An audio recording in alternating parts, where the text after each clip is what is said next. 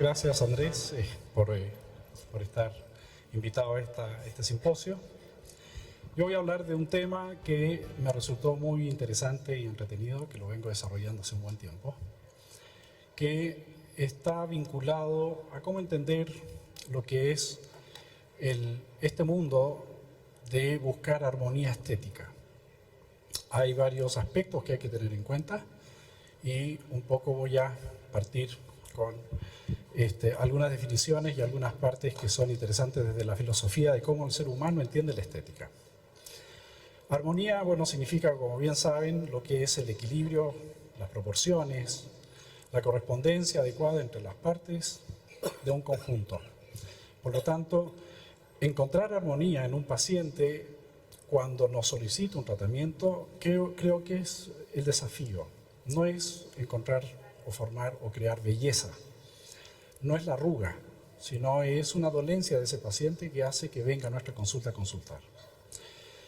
Y desde ahí es donde yo un poco me hago el siguiente planteamiento, si es que la armonía estética es parte del estado de salud.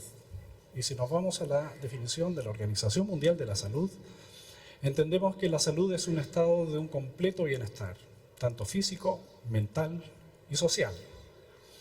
¿Y qué significa eso? Que no necesariamente es la ausencia de una enfermedad.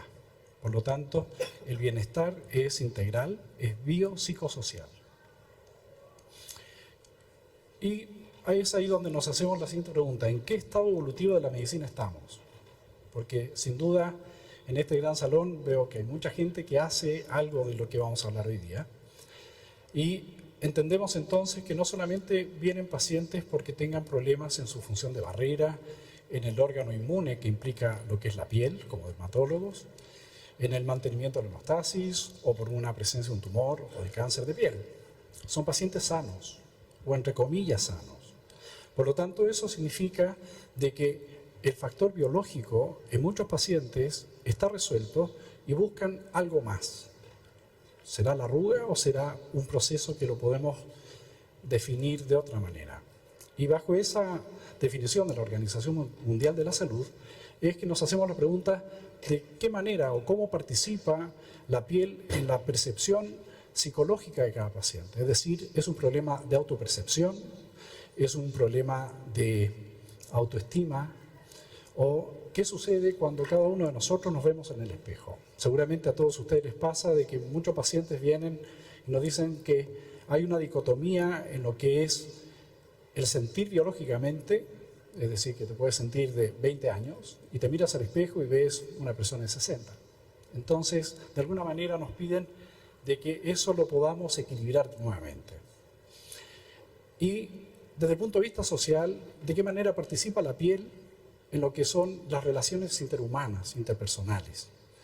¿De qué manera ellos se relacionan con sus pares y qué les aflige en esa relación?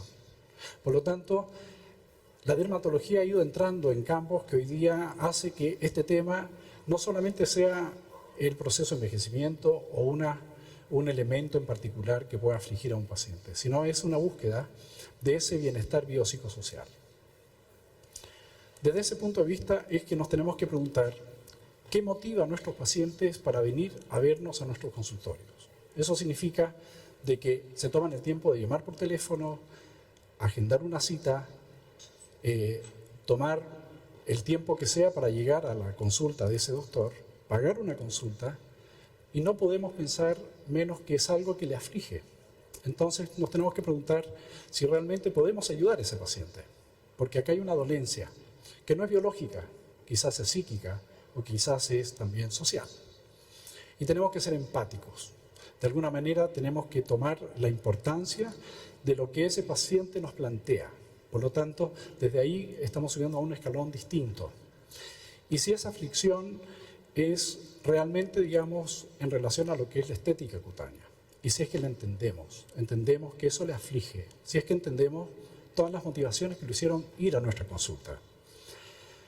La otra parte quizás es lo que implica la especialidad. Si nuestra especialización le hemos alimentado y hemos tenido en cuenta distintos capítulos de nuestra especialidad y si es que la estamos ejerciendo. Y si es que en base a ese conocimiento tenemos la estrategia para poder dar como especialistas un tratamiento tomando en cuenta esa aflicción. Y si revisamos los textos clásicos de la dermatología, como pues el Bologna, encontramos en los últimos capítulos una parte, digamos, que puede ser la cirugía, la cirugía cosmética. Y si aún vemos esos capítulos, encontramos que hay una evaluación de la belleza, del proceso de envejecimiento, los cosméticos, los químicos, los peelings, la escleroterapia, etc. Hay una serie de temas que se tocan, y entre esos temas están también lo que es el implante pelo, lo que es el manejo de los tejidos blandos, y está la toxina botulínica. Y hoy día sí nos preguntamos como dermatólogos si todos los dermatólogos deberían leer este capítulo. Yo creo que sí, porque si entendemos que ese paciente vienen y consultan por estos elementos, nosotros como especialistas tenemos que darles la solución. Estos son nuestros pacientes.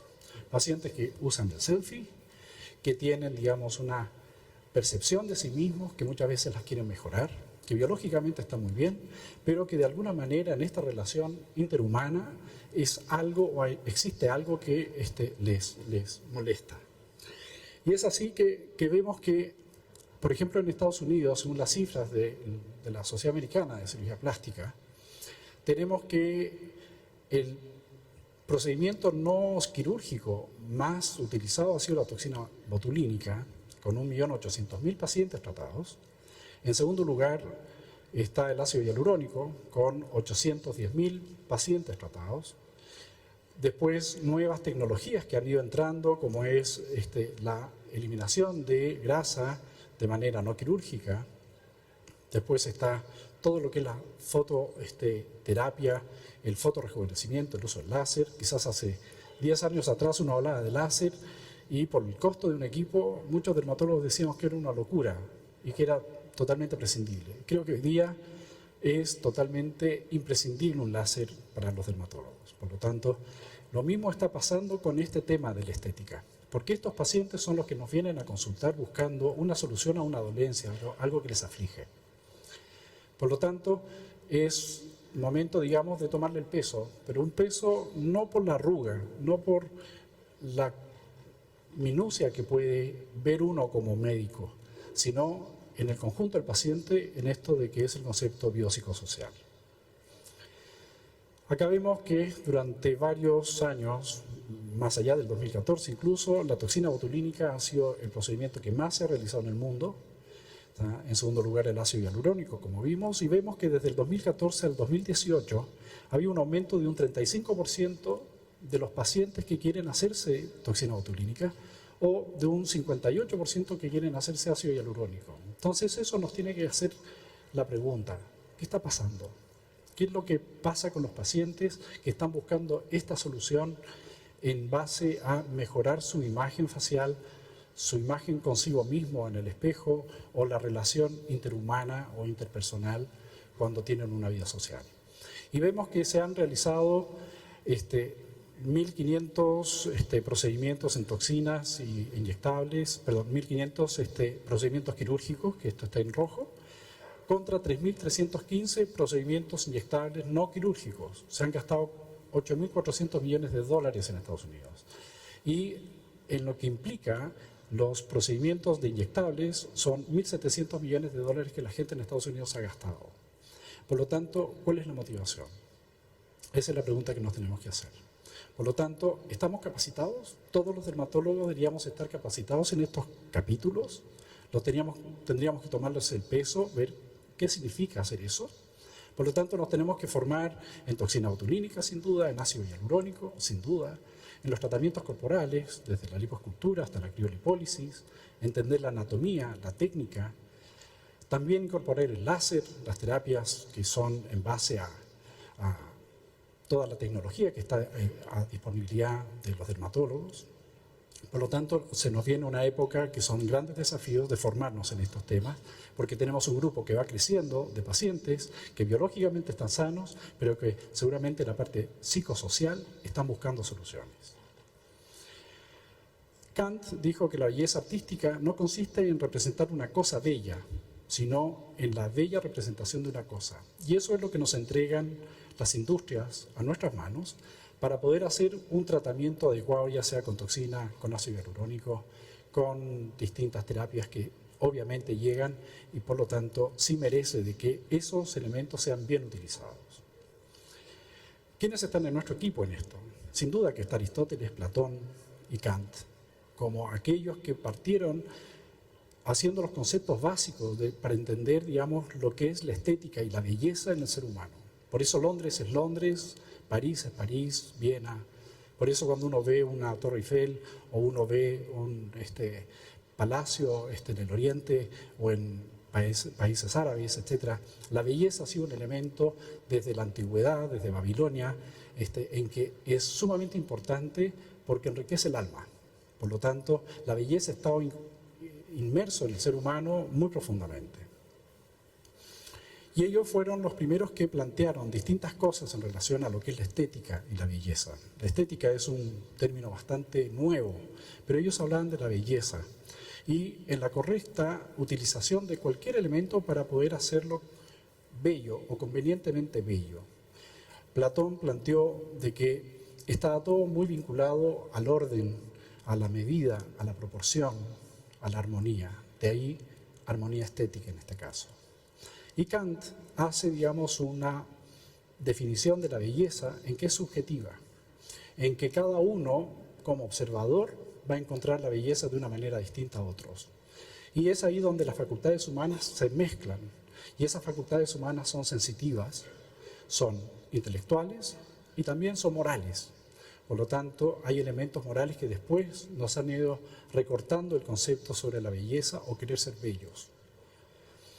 Entonces, volviendo a esto que habíamos hablado hace un rato, de lo que es el concepto biopsicosocial y las relaciones interhumanas, como vemos en esta diapositiva, es de que la dermatología entra en juego fundamental en lo que es no solamente ya lo biológico, sino también lo que es lo psicológico y lo social. Por lo tanto, con esto le damos un peso específico a lo que hacemos. Por lo tanto, en esto hay que formarse y hacerlo bien. Y es así, digamos, que uno tiene que interpretar que estas relaciones interhumanas, ya sean consigo mismos o con la sociedad en sí, tienen un elemento estética y de belleza que viene desde hace muchos años y que obviamente es intersubjetiva. Y Kant destaca que la belleza es un elemento que tiene una posición de privilegio, porque puede actuar como un puente entre lo que es la razón y lo que es la sensibilidad.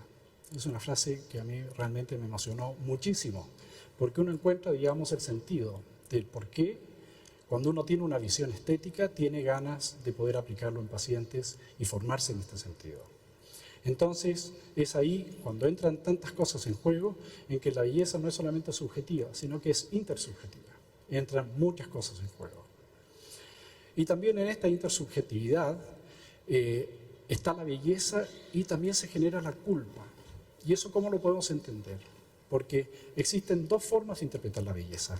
Una que es la cultural, que es apropiativa, que está en relación a las costumbres, a la belleza material, a las artes.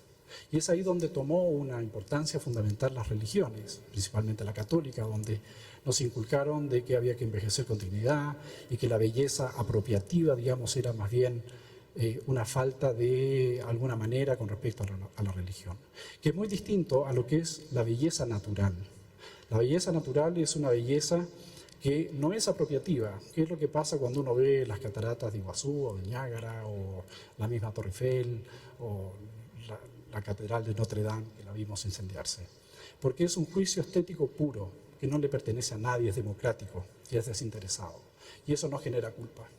Por lo tanto, cuando uno habla con los pacientes, uno puede entender por qué a veces vienen pacientes a nuestra consulta con cierta culpa.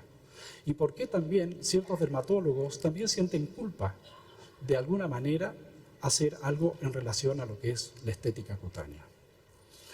Por lo tanto, todos estos conceptos se sustentan en tres pilares fundamentales. Uno, que es la lógica, que se basa en el conocimiento, el por qué ustedes están acá, el por qué ustedes están queriendo aprender algo más.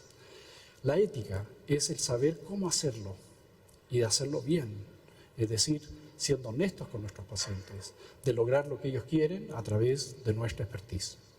Y la visión estética, que tiene que tener, digamos, esas dos patas, ¿no? La cultural y la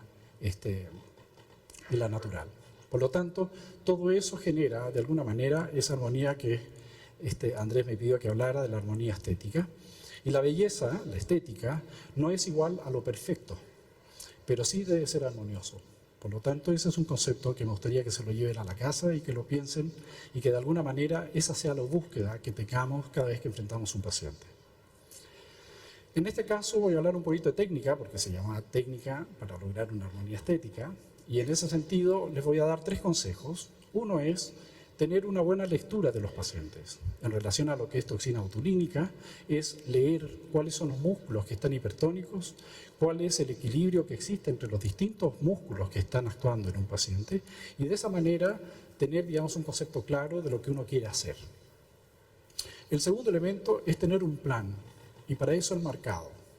El marcado va a ser fundamental porque ese va a ser nuestro plan de vuelo, al cual nos tenemos que ceñir y tenemos que respetar. Tenemos que buscar de alguna manera de que esos elementos nos ayuden a que ese paciente no tenga complicaciones ni iatrogenia.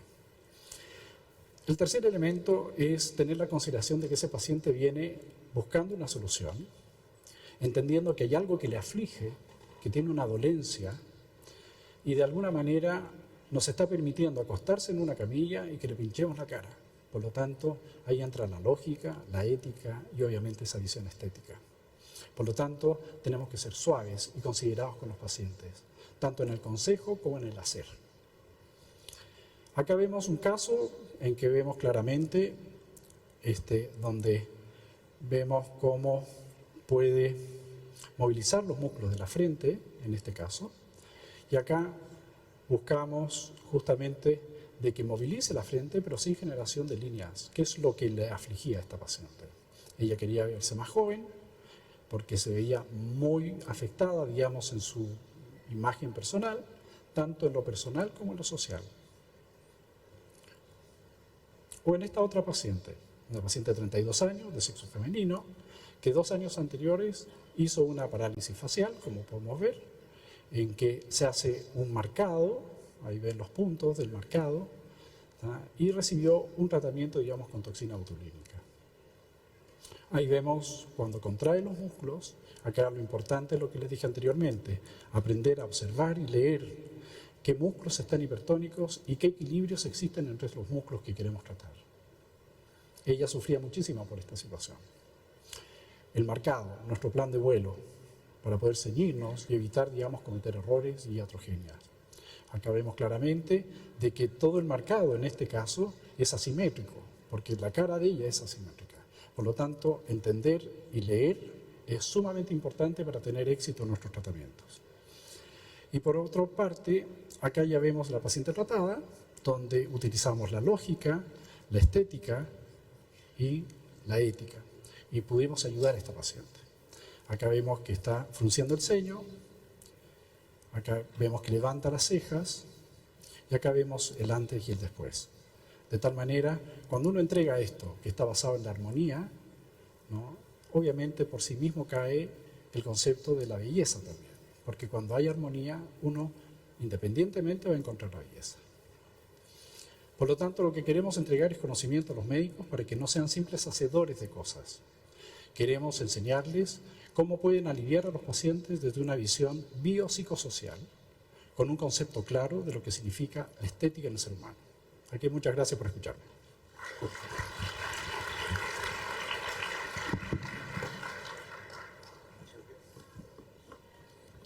Gracias, doctor Pantoja. Vamos a llamar a la doctora Carolina Martínez. Carolina es dermatóloga del Instituto Rubén David Azulay de Río de Janeiro y pues también cuenta con bastante experiencia siendo speaker de Allergan y de MERS. Está situada en la ciudad de Bogotá, Colombia. Por favor, Carolina.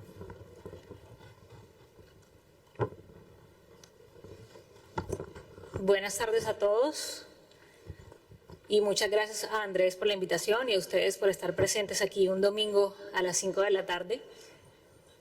Perfecto. Mi nombre es Carolina Martínez, soy dermatóloga. Yo les voy a hablar un poco de los contornos faciales con toxina botulínica. Realmente, bueno, mis conflictos de interés, realmente no tengo ningún conflicto de interés para esta presentación. Y hay muy pocas cosas que decir nuevas de la toxina botulínica, pero voy a hacerles una presentación un poco dinámica para que les quede como todos los conceptos bien claros y les voy a intentar dar un poquito de novedades de toxina botulínica. Estos son los temas que voy a tratar y esos son los músculos principalmente de los que les voy a hablar. No voy a hablarles, como pueden ver, del mentoniano porque yo poco paralizo el mentoniano, solo cuando lo veo que es muy necesario. El primer concepto que quiero que tengamos claros es la anatomía. Video, por favor.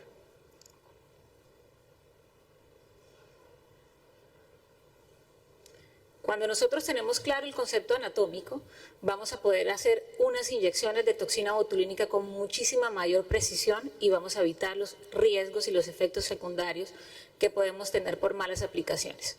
Entonces, el primer músculo es que les quiero... Ay, perdón. ¿Pueden devolverlo, por favor, el video?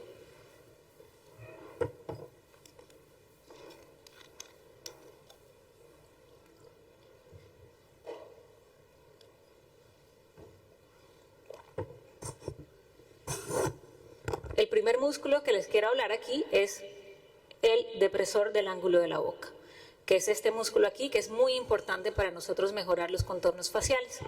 Este músculo tiene su inserción en el tubérculo de la mandíbula y va hacia arriba, inmediatamente por debajo del primer molar y premolar, se inserta en el modiolus principalmente y tiene unas fibras que se insertan en la piel. Esas fibras del modiolus es importantísimo porque ahí hay una convergencia de varias musculaturas, como el orbicular del labio, el cigomático mayor, elevador del ángulo de la boca, risorio, bucinador y depresor del ángulo de la boca. Existen muchas personas que deciden tratar, cuando tratan el depresor del ángulo de la boca, más cercano al modiolus. Ese es un área de muchísimo riesgo porque, como pueden ver, hay mucha convergencia de la musculatura y puede que por efecto secundario tratemos los otros músculos en lugar del depresor del ángulo de la boca.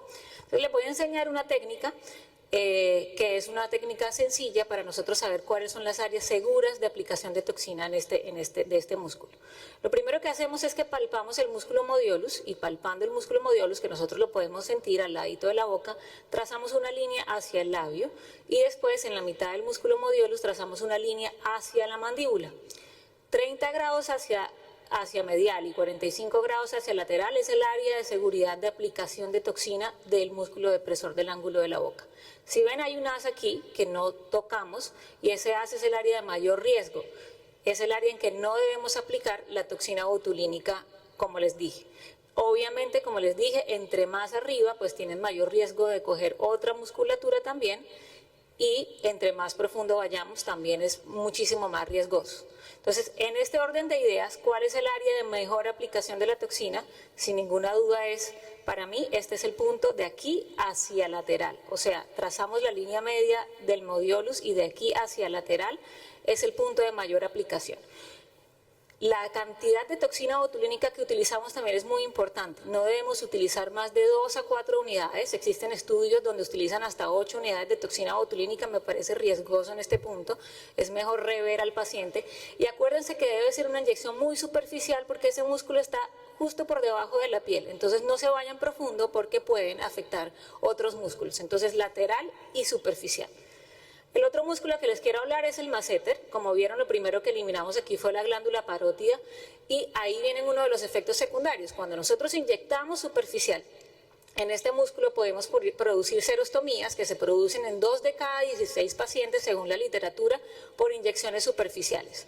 Entonces debemos evitar las inyecciones superficiales ya que este músculo es más profundo, pero si bien aquí lo ven como un músculo único, este músculo tiene 2 haces. Tiene un haz que es más medial y que tiene unas fibras superficiales y tiene esta parte que es más lateral que tiene unas fibras profundas. Entonces también hay que tratar las fibras superficiales que son mediales y ya les voy a explicar por qué. Una técnica chévere para que ustedes puedan proyectar el área de seguridad es que ustedes cojan el lóbulo de la oreja y marquen una línea hacia el ángulo de la boca. y le piden al paciente que mastique fuerte y marcan las líneas donde está el masseter, sus 2 líneas paralelas.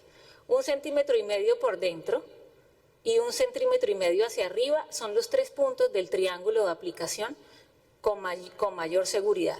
No debemos colocarlo por arriba, existe bien otra línea que se traza desde el tragus hasta acá, pero ya me parece también que podemos coger áreas de riesgo ahí. Entonces la mejor línea sin duda es del lóbulo de la oreja hacia el ángulo de la boca. La cantidad de toxina botulínica que se debe aplicar, todos los estudios coinciden en que no debe aplicarse nunca menos de 20 unidades en mujeres por lado, dicen que más o menos 20 a 30 unidades por lado en mujeres, y en hombres entre 30 y 40 unidades. Anteriormente la toxina se aplicaba desde 1994 en esta zona y se aplicaban de 200 a 300 unidades, cada vez se ve que se aplican menos unidades. ¿Cómo aplico yo en esta parte medial? Si hago un poquito de retroinyección y hago un poquito más superficial para tratar las fibras superficiales del músculo platisma, del músculo masseter, perdón. Algo importantísimo aquí también es cuando ustedes ven la inserción de este músculo, pues ustedes ven que tiene una parte de inserción también aquí en el cigomático. Y cuando vamos a tratar más por arriba, podemos tratar áreas de riesgos en esta zona. Entonces, este es el músculo completo, este es el área que tenemos que tratar, pero pues el área de mayor seguridad, sin duda, es esta área inferior. Aquí les voy a mostrar por qué no debemos salirnos de ese área. Si nosotros tratamos más hacia arriba, podemos tener el riesgo de nosotros comprometer este músculo de aquí, que es el músculo cigomático mayor.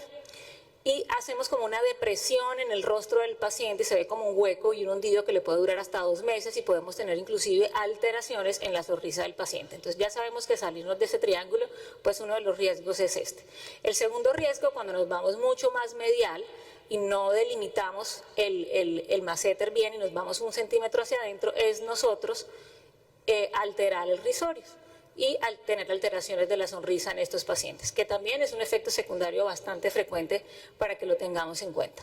Entonces, el otro músculo que también tenemos que tener en cuenta, cuando yo les decía, ¿por qué debemos nosotros inyectar un poco más superficial y un poco más lateral en el depresor del ángulo de la boca? Es porque tenemos el riesgo de nosotros coger este musculito de aquí, que es el depresor del labio. Entonces, cuando nosotros nos vamos más medial y más hacia arriba, podemos coger el depresor del labio y generamos una sonrisa completamente asimétrica. Y si eso les llegase a suceder a ustedes, lo que tienen que hacer es equilibrarlo paralizando el del lado contralateral para que por lo menos el paciente quede un poquito más simétrico. Entonces, pues ahí ya teniendo todo claro de la anatomía, podemos pasar a entender un poquito más y ya sabemos las áreas de riesgos y las áreas que debemos evitar.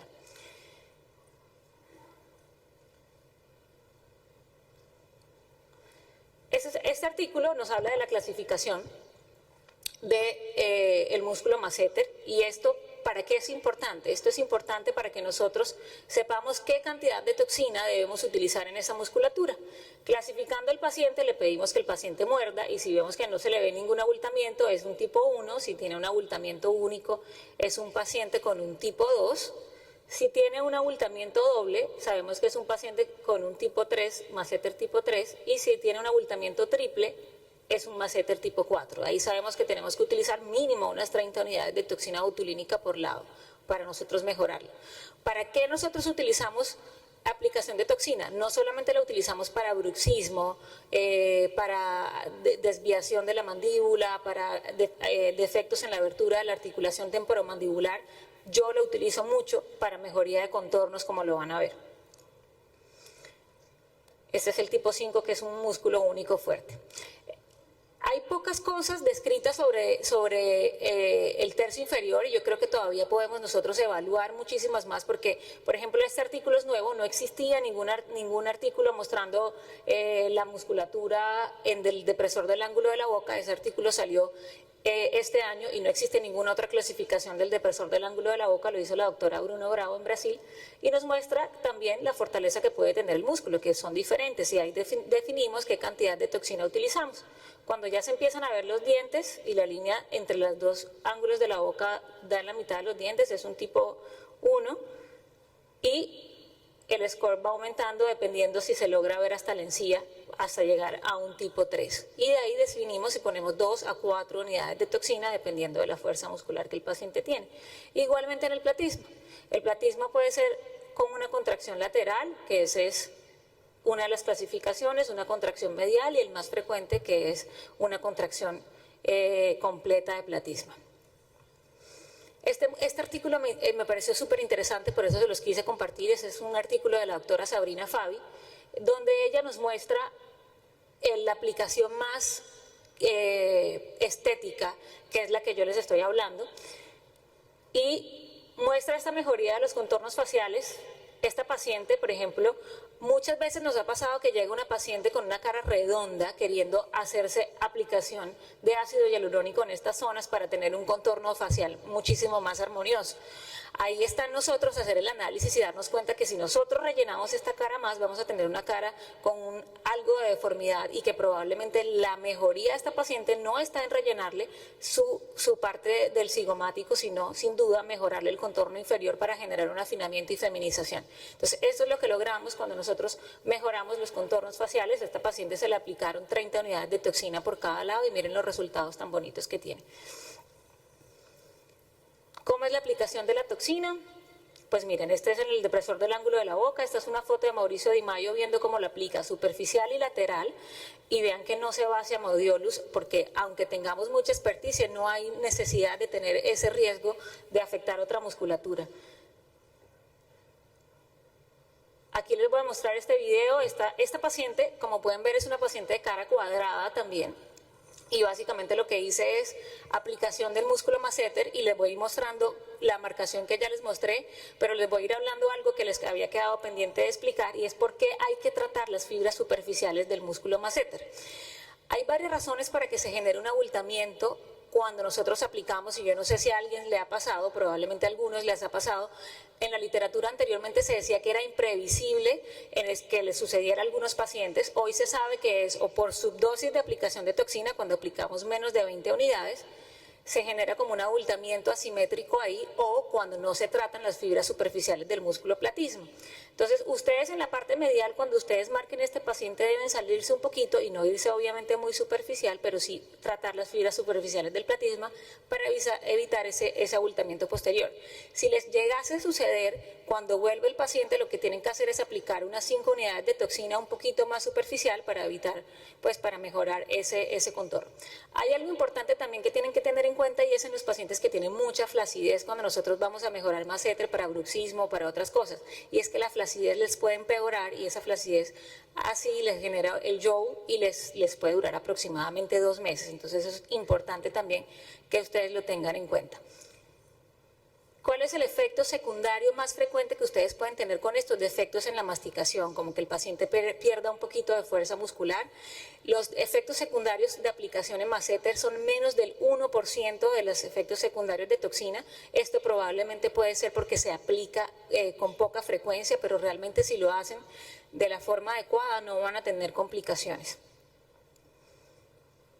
Y el músculo platisma, que yo les voy a mostrar algo importante del músculo platisma. Hay 2 formas de nosotros mejorarlo. Una de las técnicas es Nefertiti, que nosotros mejoramos las bandas platismales y podemos colocar aproximadamente 2 unidades cada centímetro en la banda, hasta 20 unidades por una banda platismal. Y tratar inclusive en la parte superior, que todavía tenemos inserción del músculo platisma, y es una técnica muy utilizada y con muy buenos resultados. Ahí sabemos que aunque el platisma es muy superficial, pues nosotros vamos directamente al músculo. Entonces esa es la idea de nosotros hacer eso. Pero obviamente otra de las técnicas, video por favor, es esta técnica que es la técnica de microbotox. Es una técnica que por ejemplo yo la utilizo muchísimo.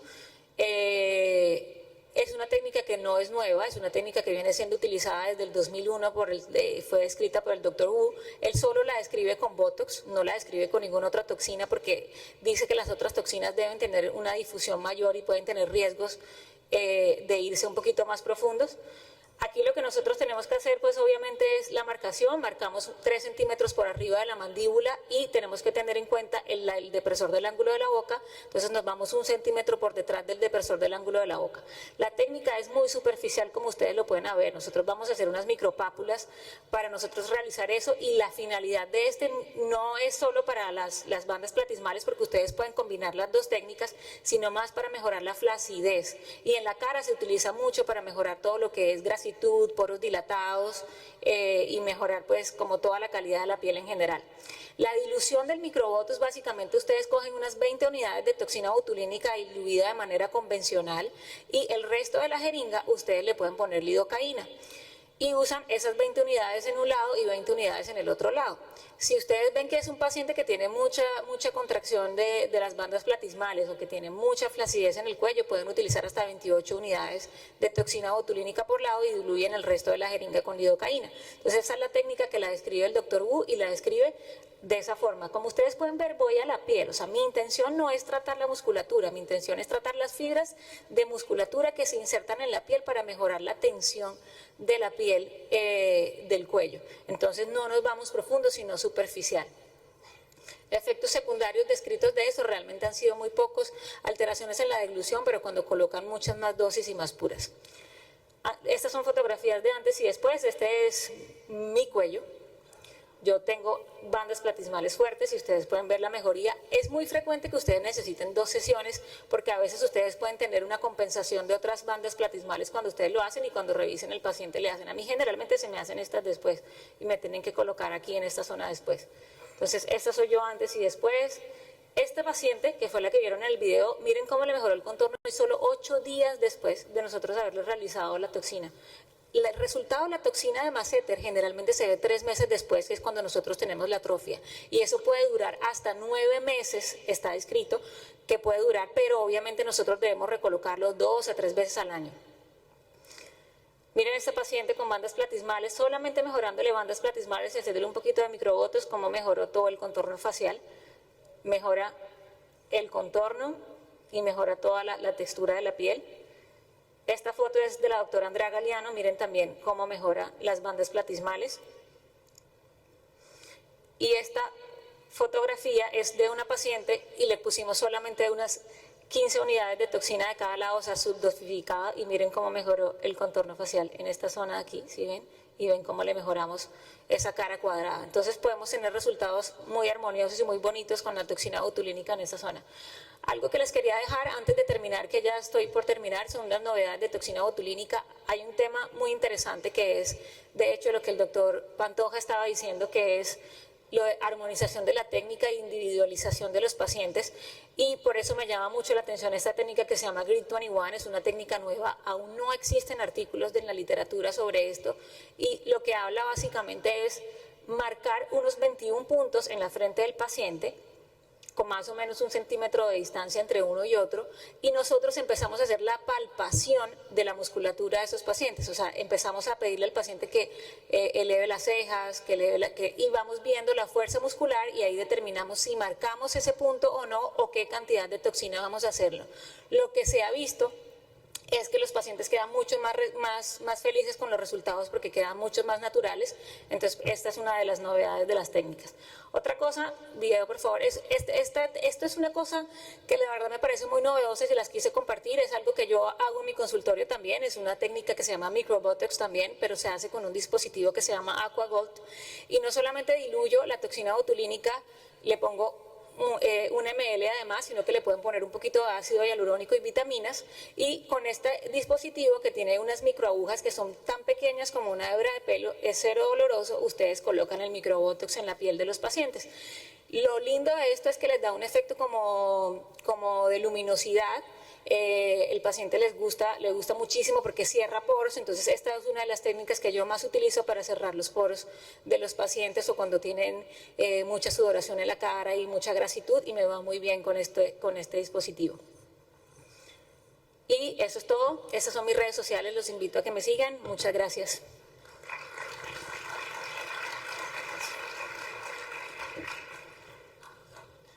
Muchas gracias, Carolina.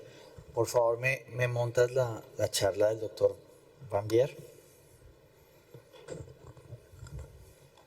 Bueno, Carlos es dermatólogo de Brasil, es ex profesor de la Universidad Estadual de Ponta Grossa, en el sur de Brasil, y ahorita está como profesor asociado, como postdoctorado asociado en el Departamento de Dermatología de la Universidad de Yale. El tema es cómo evitar la contaminación por aceite de silicona. ¿Me das por favor video? Este video tiene sonido. Buenos días, Radla. Me llamo Carlos Van Bier. voy a presentar sobre las complicaciones de aceite de silicona. Agradeço a Andrés Luque por permitir mi presentación virtual. Ahora vamos a seguir y esperemos que todo esté bien. Buenos días, Radla. Me llamo Carlos Vanberg. ¿Ese es video también, por favor? Entonces, Ya. este fue la primera paciente que había la complicación después de inyecciones de corticoide tradicional en cuero cabelludo. Las depresiones eran muy duras, endurecidas. Entonces, en la biopsia de estas lesiones había el material del corticosteroide, pero había un aspecto de quejo suizo, que es compatible con la hipótesis de lipogranuloma esclerosante. Entonces, cada una de esas microgotículas de silicona hacen un granuloma y degeneran el colágeno alrededor. Entonces, en ese paciente no había más, o había muy escaso tejido subcutáneo. Había se transformado en colágeno por las gotículas de silicona. Habían granulomas, tratos fibrosos. Entonces, cuando la inyección es en subcutáneo, hay la formación de lipogranuloma esclerosante. En cuanto que si la inyección es en la dermis, hay granuloma. Lo problema es que las microgotas de silicona pueden migrar dentro de los macrófagos por lo linfático y se puede atingir linfonodos o los otros órganos. Entonces, las repetidas inyecciones pueden traer un problema. Entonces, en mi paciente, yo pensé, ¿quién inyectó aceite de silicona en cuero cabelludo? Porque había imágenes muy sugestivas de aceite de silicona y yo no inyecté aceite de silicona, inyecté Kenalog, muy diluido y todo. Entonces, mi primera hipótesis era que habría, de alguna forma, alguien inyectado silicona, aceite de silicona, y no pensaba que podría ser yo.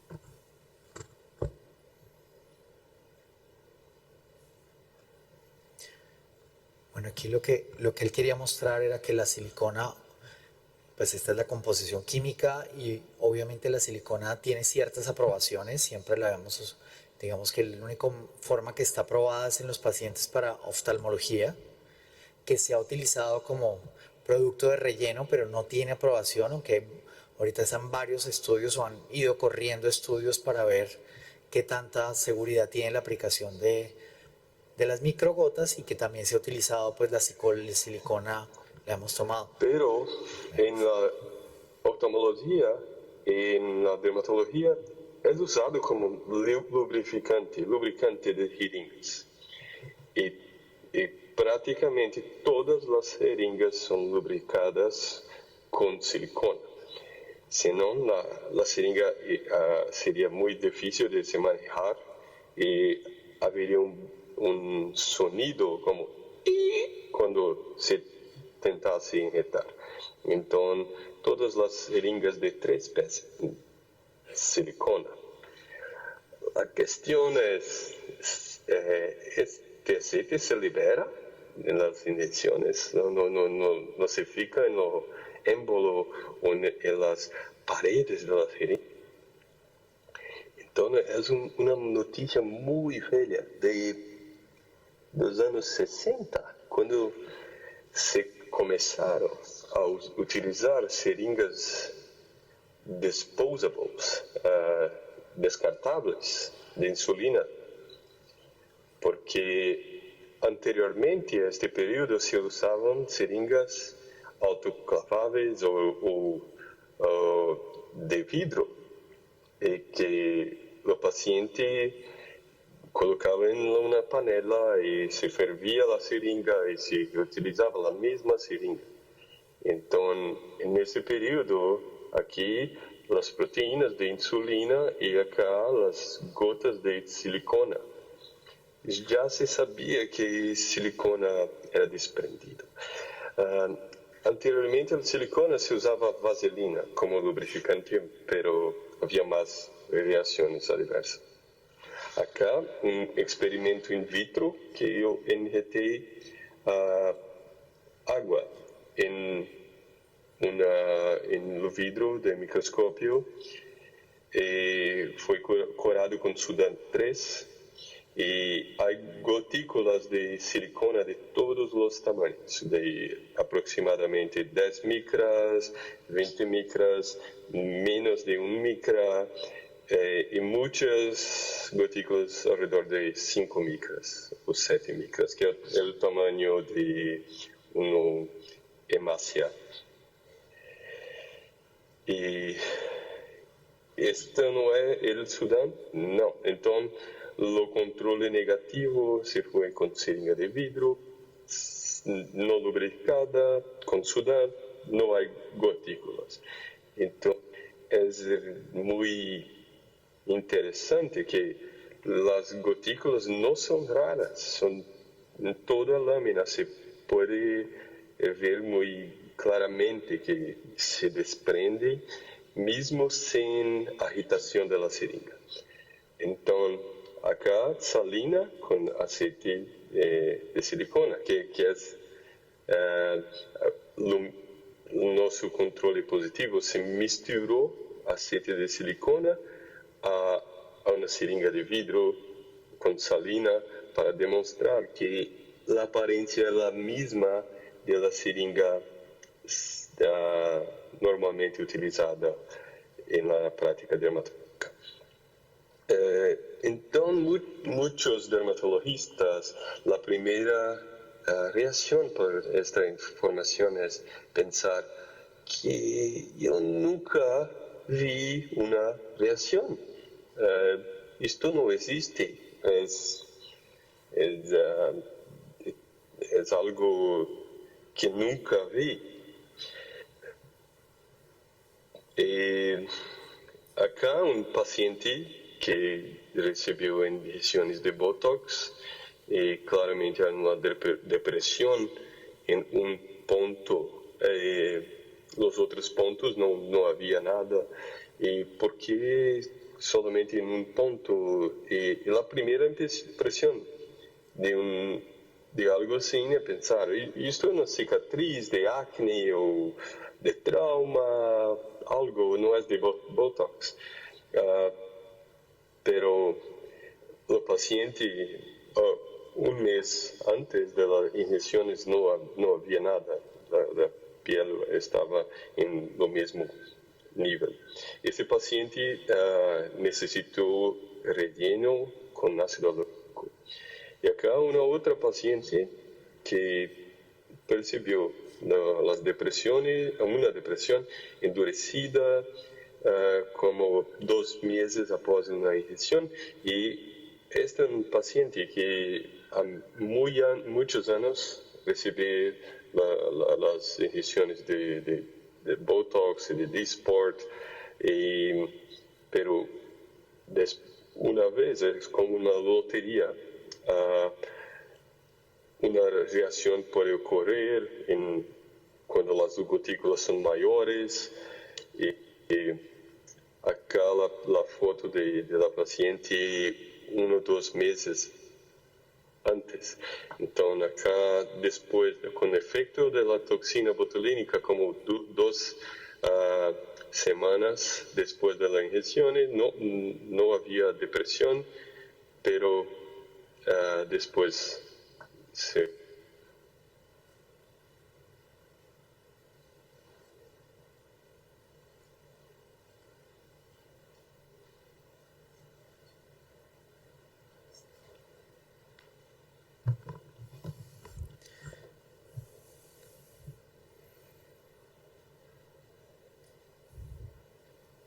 apareció.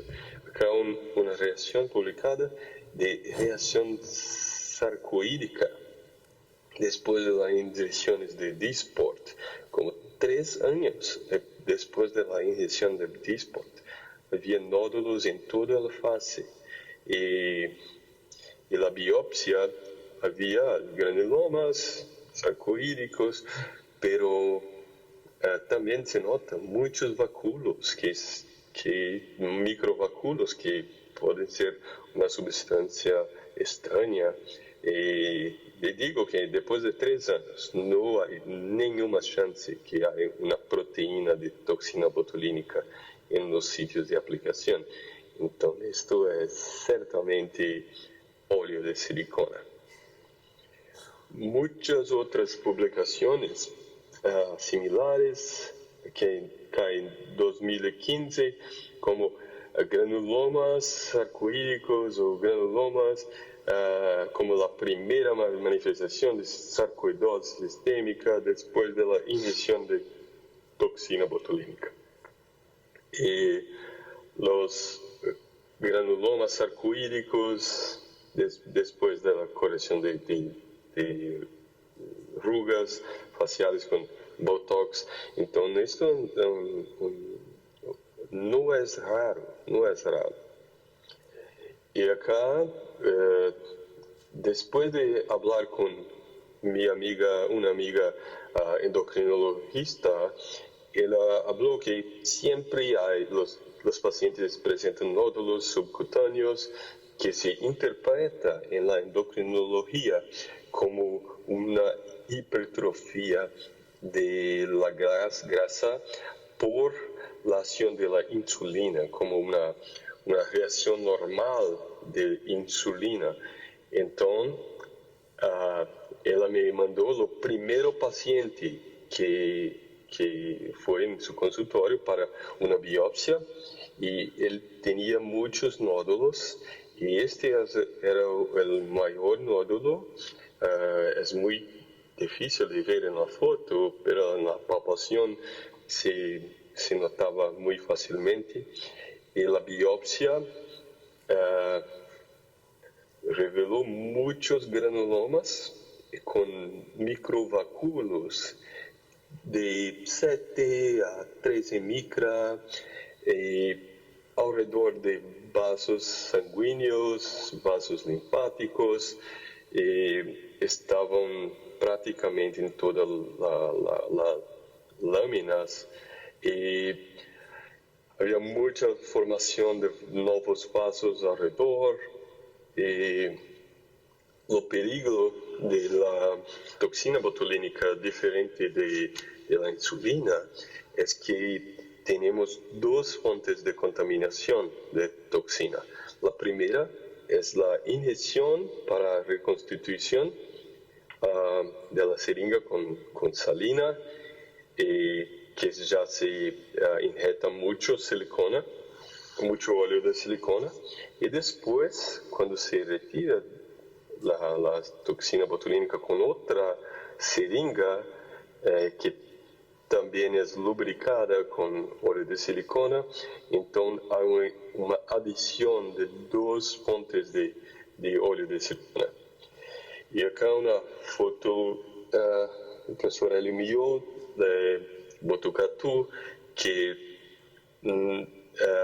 yo envié una lámina de un triángulo de un paciente que estaba siendo sometido a la cirugía de Mohs y se fue inyectado 1 ml de salina y es muy difícil de detectar el óleo de silicona porque los xilol remueve el óleo de silicona, el aceite de silicona con la parafina, entonces se precisa de cortes más espesos para se detectar las gotículas de aproximadamente 5 a 7 micras en toda la lámina.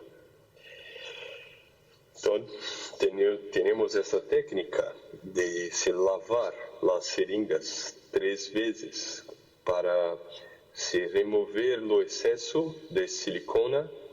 Entonces, después de 3 lavadas con salina estéril, la jeringa prácticamente no tiene más óleo de silicona.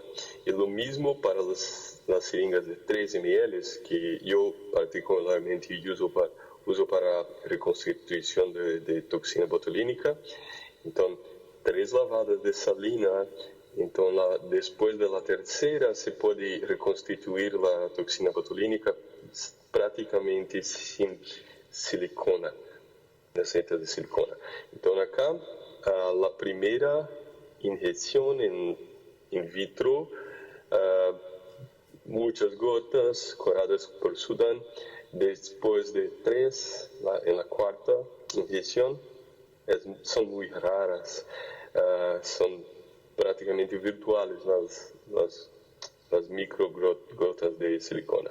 Entonces, acá se nota que con agitación, cuando se agita, lo desprendimiento es más rápido. Entonces, después de una inyección, ya se tiene casi nada de silicona. Agitación como se usa para remover las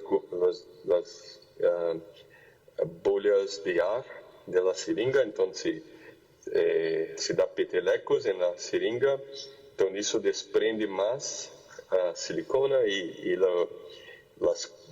en cuanto sin agitación es más lento la remoción de silicona de la seringa, pero após 3 lavagens ya hay un mínimo de silicona. Hay una otra manera que es comprar las seringas sin silicona, que son un poco más caras, pero no tienen ese problema, entonces no se necesita lavar. Entonces, esto fue una dica de un oftalmólogo que publicó en el JAMA las complicaciones de las inyecciones intravítreas de anti-VEGF con seringas padrón. Y agora ele só usa estas seringas para injetar intravítreo Avastin, que es anti-VEGF. Y también NormJect tiene seringas de 3 ml, de 5, 10, 12, pero ellos no tienen seringas de insulina agujadas. Es una opción más fácil, pero un poco más cara. Entonces, en mi percepción, somos artistas y las inyecciones tienen que ser perfectas y el paciente tiene que gustar de las inyecciones. Entonces, no queremos imperfecciones en la inyección. Como esto es una arte en la pared con todas esas marcas, el artista certamente, si él pudiese escoger una pared con menos marcas, sería mejor. Entonces, lo mismo acontece con las inyecciones de Botox. ¿Qué va a hacer para perfeccionar su arte de injetor, para no tener efectos adversos? Muchas gracias. Ahí estaba el correo, si alguien tiene alguna duda, pregunta. Si vieron lo de la lavada de las jeringas, va a ser publicado, ya está aceptado en el Blue Journal. La verdad es esto algo nuevo, genera como mucha duda también, pero pues los estudios sí muestran y la verdad uno sí ve a veces los pacientes con algunas lesiones que no entiende por qué las tienen, entonces es algo como para tener en cuenta. Pues llamo aquí al doctor Sergio Talarico. El doctor Sergio también es un gran dermatólogo reconocido en Brasil, que también ha participado en múltiples consensos de diferentes marcas de toxina y pues nos va a hablar del uso cosmético si existe la inmunogenicidad. Por favor. Gracias por la invitación, Andrés. Mucho gusto estar con todos acá. Buenas tardes. Muy interesante la charla de Carlos. Creo que vamos a hablar de cosas que existen o que no existen o que no conocemos todavía. Esto que es lo importante. Creo que la toxina para todos es algo... ¿acá? Ya. Que todos la conocen muy bien, no es por nada, que es el procedimiento más realizado, como vimos Gonzalo presentando.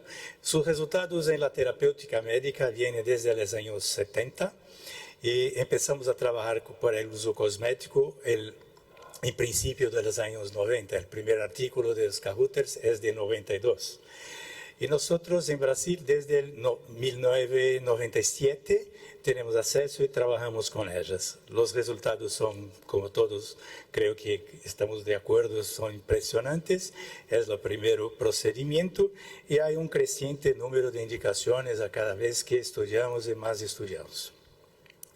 Pero acá tal vez, no sé si en español se dice consolar, podemos consolar a todos los amigos, hombres en dermatología, puesto que hasta la toxina botulínica puede tener un fracaso, hasta la toxina botulínica puede fallar, ¿no? Esto es muy raro, pero es importante y cada vez más se habla de las posibilidades de esta falla terapéutica, de ese fracaso terapéutico. Por definición, ¿cómo debemos proceder? La falla terapéutica ocurre cuando sea el paciente, el médico o ambos están insatisfechos con el resultado. Una cosa que es rara, pero que puede acontecer, seguro. Esta falla terapéutica puede ser clasificada en primaria o secundaria. Primaria es aquel paciente que desde la primera aplicación no presenta los resultados esperados. Hoy hay los pacientes que empiezan con buenas respuestas, pero que más tarde pueden no tener el mismo efecto. Esta falla puede también ser parcial o completa, parcial porque solo en algunos aspectos, en algunas áreas de aplicación, o que no tenga ningún efecto, ¿está bien? Y lo más importante, puede ser temporal, apenas en algunos tratamientos, o definitiva, mismo si se repiten los tratamientos, la respuesta no llega. Si tenemos una falla terapéutica primaria, tenemos que pensar en muchas cosas, ¿no? Primero, una indicación que no es correcta, una variación que no es bien hecha, o la técnica también puede ser importante, sea por cuenta del producto, una degeneración del producto, una mala conservación, mala refrigeración. La dosis puede ser una dosis incorrecta o incorrecto es el aplicador. Con la banalización de los procedimientos, tenemos hoy, no importa aquí, quién cree que puede salir dando las pinchadas con la toxina. Y suele acontecer también por la presencia previa de anticuerpos neutralizantes. Las reacciones cruzadas a otros anticuerpos fueron hipótesis que siempre fueron tenidas en consideración, por ejemplo, con personas que tuvieron que hacer muchas inyecciones de antitetánica. El toxoide tetánico es muy parejo y puede ser un poco la reacción cruzada, o mismo personas que suelen ter tenido un botulismo subclínico, un botulismo leviano, pero que acaban desarrollando los anticuerpos neutralizantes. A falla terapêutica secundária puede ser un cambio en la condición de base. Eso es importante porque hoy que tenemos casi 97, 20 años y pico de aplicación, los pacientes no son los mismos. Todos que tuvieron su envejecimiento por todo ese tiempo, por supuesto, van a tener una reacción un poco más pequeña, que no es tan brillante, que hay condiciones otras que pueden interferir. El cambio de aplicador, que puede hacer una técnica distinta, que no da el mismo grado de satisfacción al paciente. Una vez más, la formación de anticuerpos neutralizantes, que es algo que hoy mucha gente habla bastante, y esto es lo que es importante saber lo que pasa. Hasta hoy, lo que se cree mucho que el número de tratamientos, las dosis aplicadas, de cuándo se inició el tratamiento y el intervalo entre las sesiones suelen tener importancia en lo de desarrollo de las fallas. Lo que es importante, se habla mucho, pero en estética, la formación y la comprobación de los anticuerpos neutralizantes es de menos de 1%. Esto es importante para nosotros, felizmente, ¿no? Y, una vez más, lo que se cree que sea dependiente de las dosis aplicadas y intervalo de tiempo de las aplicaciones. Es muy rara, pero hay casos descritos que después de más de 12, 14 aplicaciones que se desarrolló la formación de anticuerpos neutralizantes. Es muy discutible la dosis cumulativa y es por esto que se recomienda que haya un intervalo largo entre una aplicación, mismo una complementación de tratamiento alrededor de 3 a 4 semanas. La formación de anticuerpos neutralizantes puede ser por dos motivos lo que se piensa. La neurotoxina que tiene la suporción activa, como sabemos todas las toxinas en general tienen la neurotoxina y complejos proteicos asociados que sirven para una protección. Esto es importante cuando es por vía oral para la mucosa gástrica, para nosotros no. Y los complejos protectores asociados aumentarían el riesgo. Lo que me pasa y que gustaría de dejar bien claro que por mucho tiempo nosotros tuvimos que oír que diferencias entre los productos comerciales y su formulación tenían importancia por el peso molecular, una cosa de difusión que por años y años oímos hasta que se comprobó que esto no era la realidad. Entonces creo que es importante hoy que también, como se habla mucho que los complejos protectores son los importantes, a ver, toda la ciencia y toda la parte médica, aparte de la parte que podemos tener de interés comercial de la concurrencia entre los productos. Porque lo que tenemos que los anticuerpos inducidos por el complejo proteico no corresponden a anticuerpos neutralizantes. Todo eso empezó cuando el Botox cambió la versión comercial hace mucho tiempo, pero con este cambio se notó que en casos principalmente en las distonias cervicales, que esto era más importante, prácticamente desaparecieron cuando la carga proteica de protección disminuyó en el producto. Más recientemente, este es el de 2016, pero tenemos unos artículos con una metaanálisis y usted puede ver más de 8.500 pacientes estudiados, siendo 1.600 pico en uso cosmético. La presencia de los anticuerpos neutralizantes en las distonias y espasticidad, pero todas las otras indicaciones, aparte de estas que están listadas, incluyendo las cosméticas, una vez más, menos de 1%. En este mismo trabajo, 50% de los pacientes con fracaso terapéutico no se encontró la presencia de los anticuerpos neutralizantes. Los factores implicados, más una vez, es siempre lo mismo: número de aplicaciones, dosis cumulativa o un problema con la toxina por una desnaturación.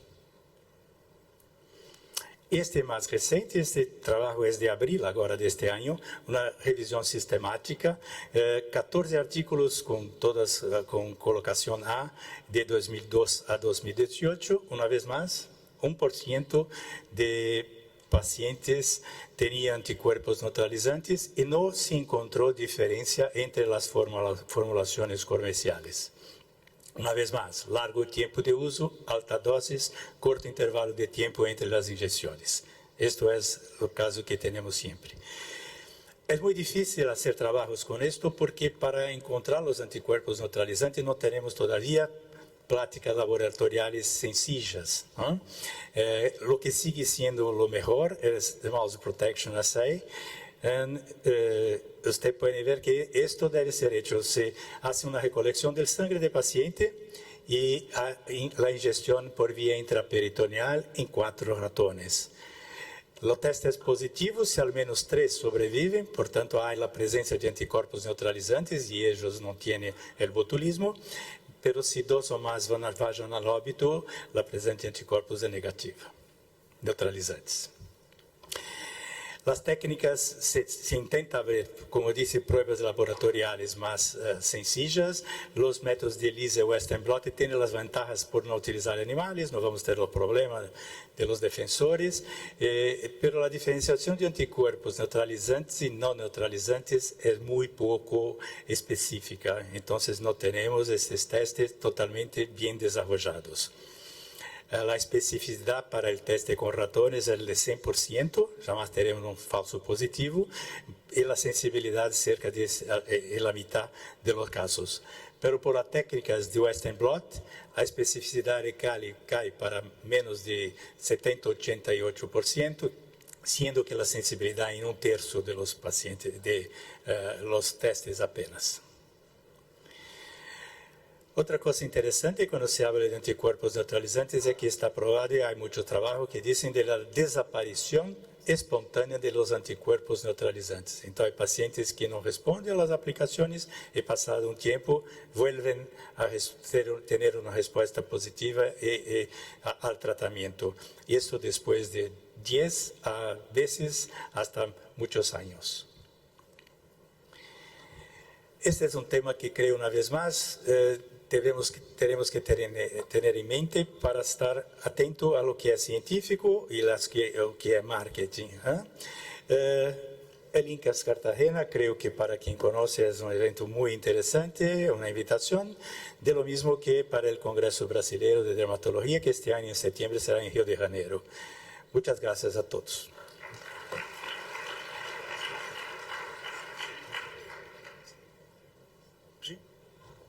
Bueno, vamos a terminar y voy a llamar aquí a Carolina también que se sube para si hay algún tipo de preguntas. Si me puedes montar la última charla, la vamos a hacer un poco también como más rápida y la intención era como reforzar algunos conceptos que muchas veces nos han dicho que todavía, como dice, por razones comerciales manejan las diferentes casas y no se puede o no se tienen claros. Si me montas la última conferencia.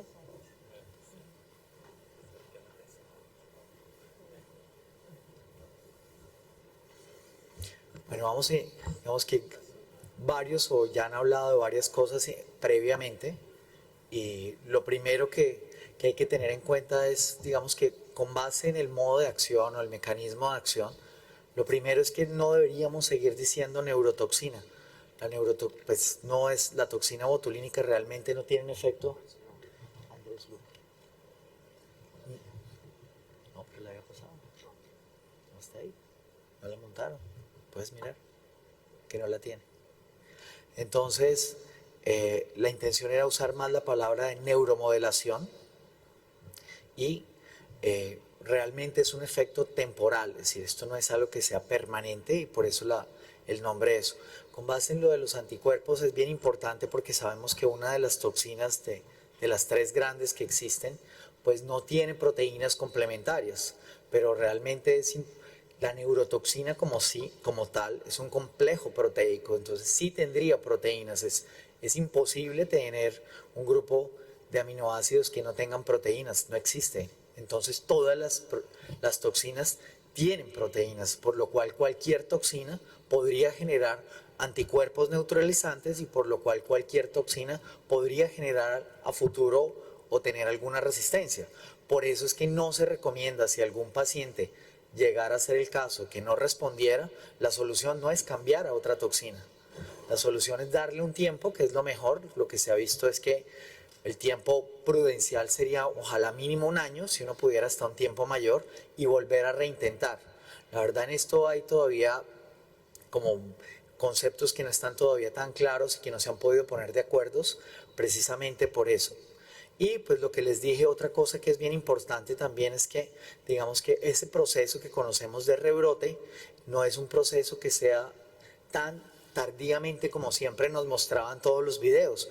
La verdad los rebrotes comienzan desde muy rápidos y lo que se ven es que apenas hay el bloqueo empiezan a generarse, entonces solo hay una disminución, como les dije, temporal en la transmisión. Lo que pasa es que obviamente el músculo todavía no tiene la potencia para poderse contraer, por eso les decía lo del tema de neuromodulador.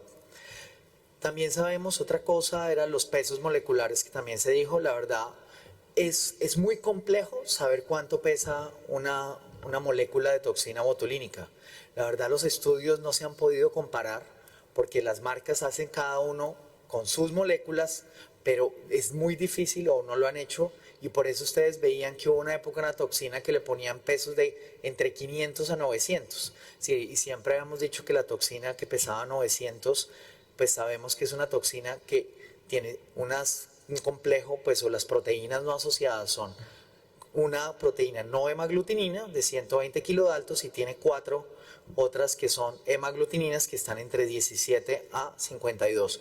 Como les dije, pues también existe la que está libre de proteínas, pero todas las neurotoxinas tienen proteínas porque son compuestas de aminoácidos. Son 2 cadenas, una cadena ligera, la cadena L en inglés, que tiene 50 y que tiene un sitio de unión para zinc, y por eso se los traje, es porque recuerdan que hubo una compañía que intentó vender unas cápsulas con zinc diciendo que podría aumentar la efectividad, lo cual es totalmente falso porque solamente en esto, y el consumo de zinc en los pacientes no va a hacer que el paciente responda o que le dure más la toxina.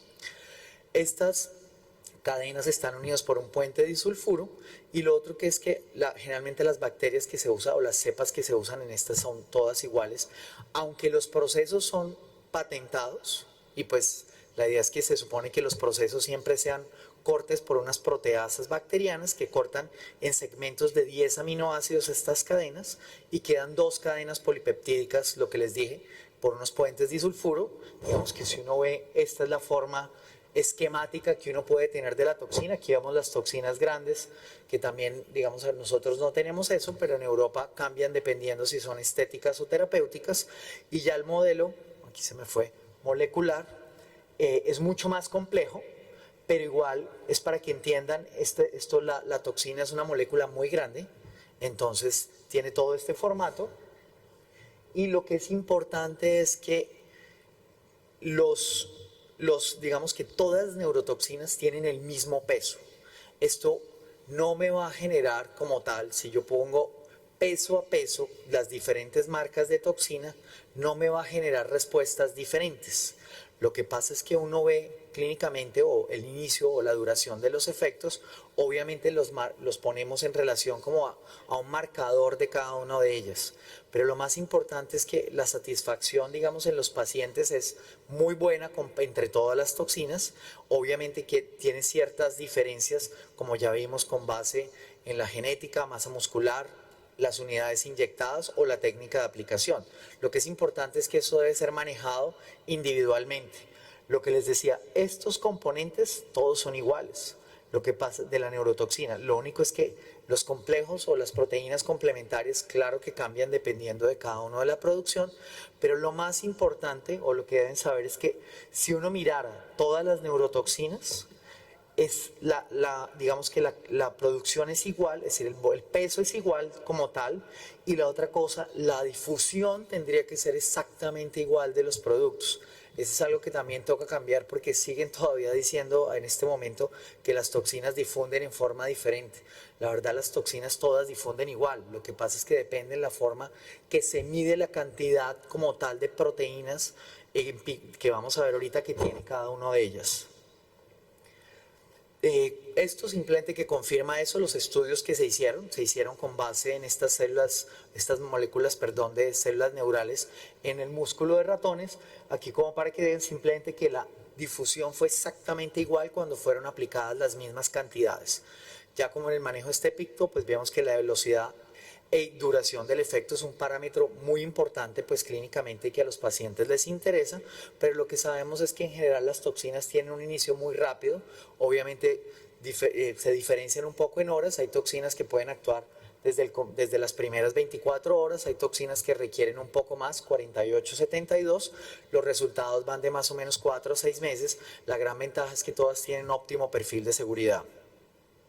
Esto de la formación de anticuerpos pues lo voy a pasar, pero la verdad es que no hay diferencias como tal entre todas las toxinas que hablamos. Lo que sí es importante es qué debemos hacer para que no se produzcan estos anticuerpos y a futuro no tengamos problemas. Siempre aplicar la dosis más baja posible y ojalá con el intervalo más largo posible.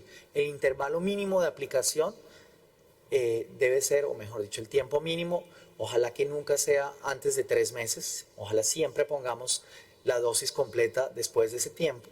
Obviamente que este está limitado también por la eficacia, pero no solo la eficacia terapéutica, sino también la exigencia que tenga el paciente.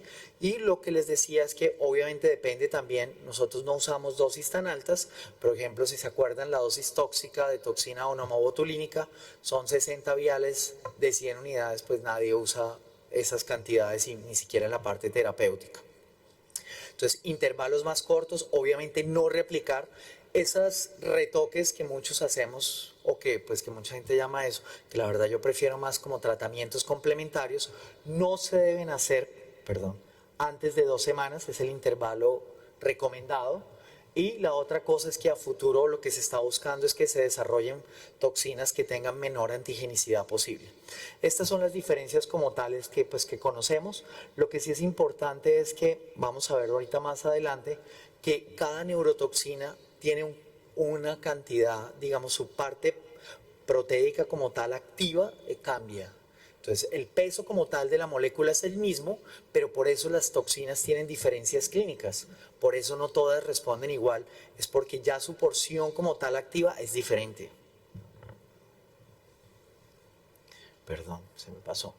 Y acá simplemente que las indicaciones que están, la verdad como nos seguimos tantos con la FDA, pues vemos las diferentes aplicaciones, solo tenemos glabela, patas de gallina y frente en algunas, pero hay países que son demasiado más laxos, por ejemplo en Europa, pues Rusia tiene aplicación para lo que ustedes quieran, todo está aprobado.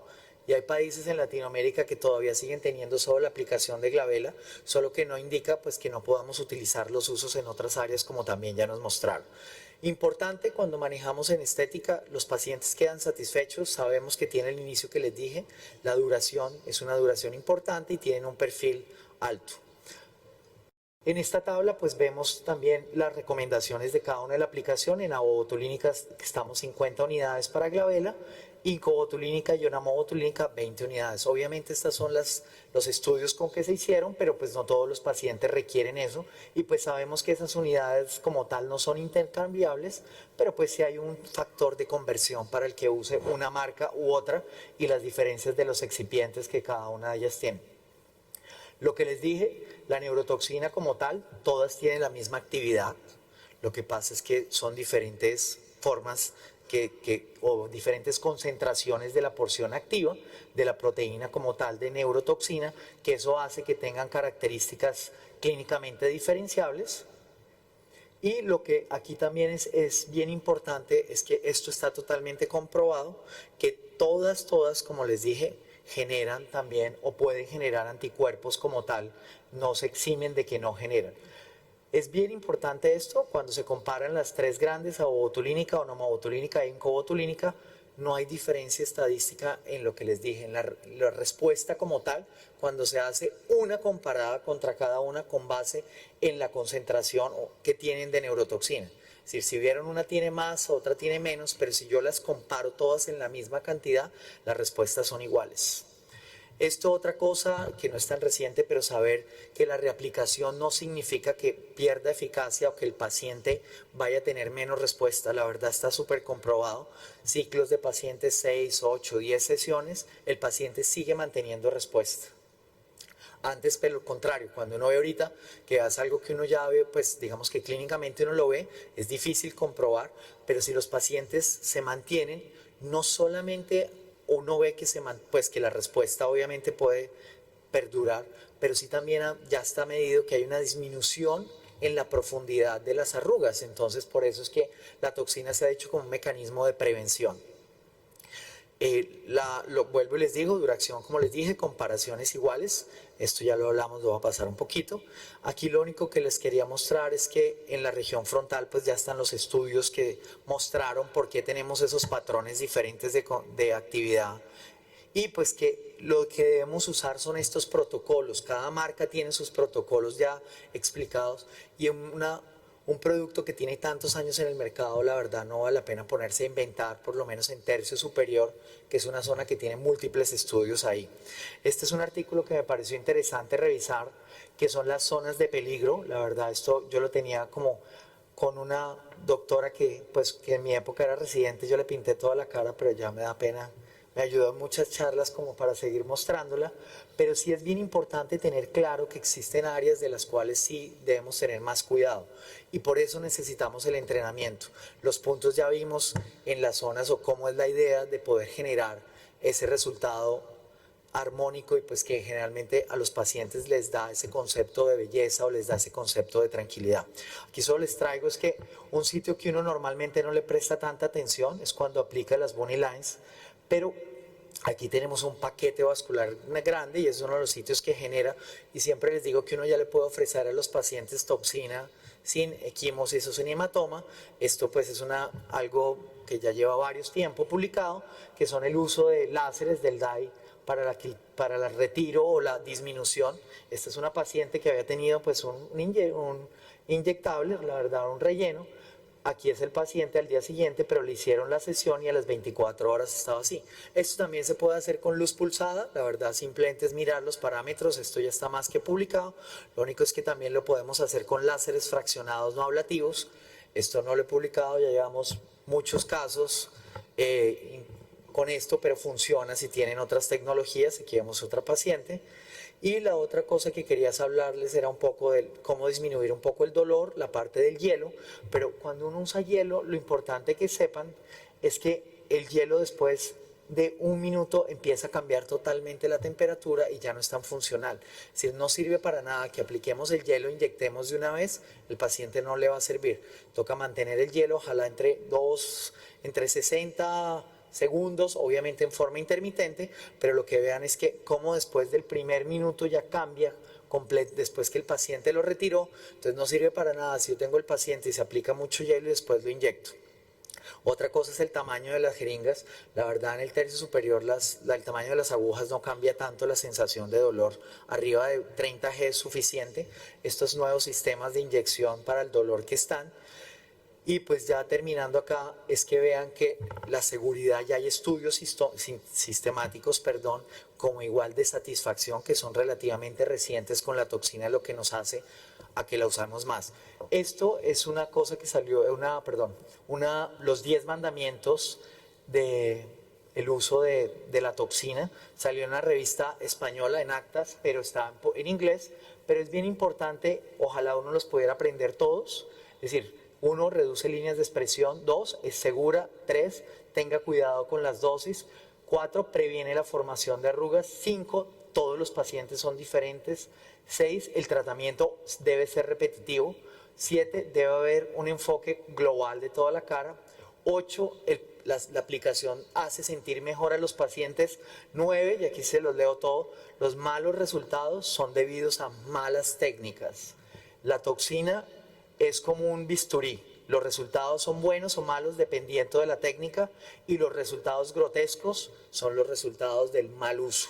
Entonces, para que la verdad yo hubiera puesto ese de primero como en vez de noveno, y por último, menos es más. Entonces, la idea es que vean que la toxina es una forma súper fácil de aplicar. Esto es algo que está muy de moda y pues sí se ve mejor. Es decir, tanto que en la caricatura pusieron a Thanos con esta cantidad de arrugas para verlo mucho más agresivo, y pues sin arrugas se vería mucho más agradable. Entonces, si ven cómo mejorar los pacientes genera una sensación de bienestar, y pues que la belleza, la verdad, no es solo la arruga, como decía el doctor Gonzalo, sino es todo el tratamiento de los pacientes.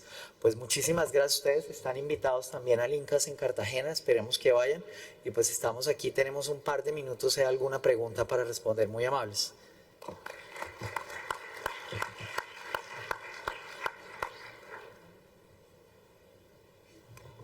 sé si alguien quiere hacer alguna pregunta en el auditorio. Bueno, sí, pero creo que va mejor. Están activados los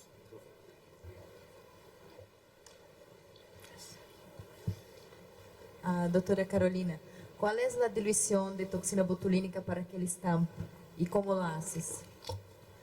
Para microbotox. Sí, pero aquele stamp que La partícula final. Tú mostraste el video. Ah, ok. Para el Aquago, normalmente yo cojo, depende de la cantidad de toxina que quieras colocar, pero más o menos 20 unidades, y le pongo 1 ml además, y le puedes poner 0,3 de ácido hialurónico del más leve, y lo pones sin ningún problema. Tienes que tener en cuenta que tú le puedes poner lo que tú quieras, vitaminas o lo que tú quieras en el dispositivo, pero no puede ser menos acuoso que un aceite, menos, ¿cómo se dirá? Menos denso que un aceite.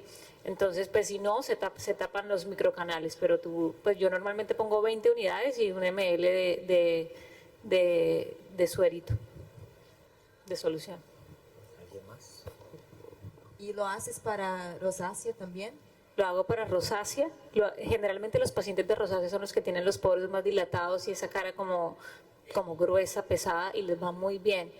De hecho, el dispositivo no es un dispositivo barato, es un dispositivo que cuesta aproximadamente $150, pero aún así con la toxina se encarece más y los pacientes les gusta. O sea, yo siempre les pregunto si volverían a realizarlo y me dicen que sí, que cuándo se lo tienen que volver a hacer.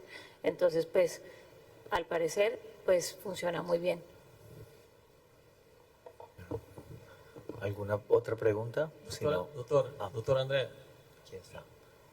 Hola. Víctor. olá. Hablaste de hielo en la toxina.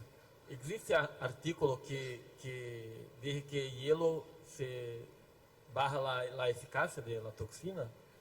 No, la verdad nunca he leído que haya ningún problema. Además no habría una razón como tal, sobre todo si la toxina la aplicamos intramuscular. La verdad solamente es el dolor.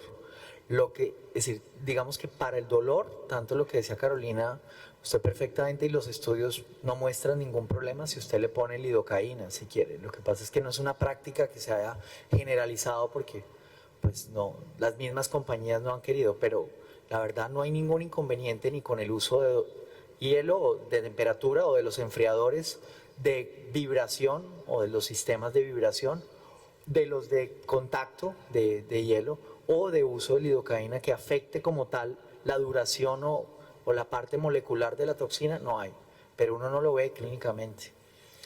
En el caso del anestésico tópico, ha sido publicado un artículo por los coreanos que tal vez esto disminuyese el efecto de la toxina, pero hay un trabajo hecho en Minas Gerais, en Belo Horizonte, en la Universidad Federal, que hizo un trabajo que no comprobó este hallazgo. Yo quiero hacer también una anotación con lo del hielo, y es que existe un artículo súper importante donde hablaban sobre infecciones después de aplicaciones de ácido hialurónico y toxina, y en la clínica básicamente no sabían la razón por qué los pacientes se estaban infectando y se dieron cuenta que en la nevera donde congelaban había esas bacterias. Entonces no se recomienda colocar hielo después de la aplicación. Yo a veces tengo estos geles y cuando los tengo para regalárselos a los pacientes, pero tienen que estar seguros de que el aseo donde ustedes congelan sea extremadamente bueno y se hagan los procesos de limpieza, porque pueden tener condiciones de infecciones posteriores. Sí. Doutora, el microbotox, ¿qué piensa de la duración de microbotox? La duración es corta, realmente la duración es corta. Más o menos, pues lo que yo veo es que no dura más de 4 meses, pero es que realmente ninguna toxina dura más de 4 meses. Nosotros le decimos a los pacientes que se la apliquen cada 6 meses, pero sabemos que a los 4 meses no queda absolutamente nada. Pero realmente yo uso mucho microbotox en la cara y los resultados son muy buenos. Le digo que se lo apliquen cada 6 meses. En el cuello el resultado es un poquito para la flacidez, pero sí lo hago combinando. Pero en la mejoría de los poros, esos pacientes que les hemos hecho láser, microagujamiento, y lo que les molesta realmente es como esa grasitud y ese aspecto como de sudoración y cara, el microbotox funciona muy bien, la verdad. A mí me ha gustado. Y también en esas lineecitas de expresión aquí abajo, yo también utilizo mucho microbotox. Sí. Creo que hay 2 preguntas y acabamos por el horario.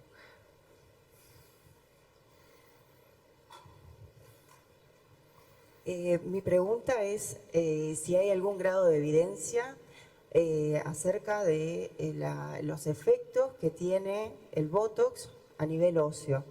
He leído un artículo chileno que habla sobre los efectos que produce el Botox en la resorción ósea, debido a que hay, digamos, conexión, digamos, biológica entre el hueso y el músculo, que da un mensaje, ¿sí? Cuando uno paraliza el músculo sobre, digamos, realizar una resorción ósea. Quería saber si tienen alguna información sobre esto. Salió publicado el año pasado un metaanálisis de los asiáticos específicamente sobre macetero, la reabsorción, de la región mandibular. La conclusión de ellos es que los estudios no son conclusivos. Es decir, que no hay forma todavía de saber si se genera, pero no se ha visto realmente, que faltan hacer más estudios. Pero sí hay pacientes en los cuales sí se les determina que existe eso. Pero lo que te digo, falta completar esos estudios. Digamos que lo más completo que conozco es ese artículo, que tiene la revisión sistemática en eso.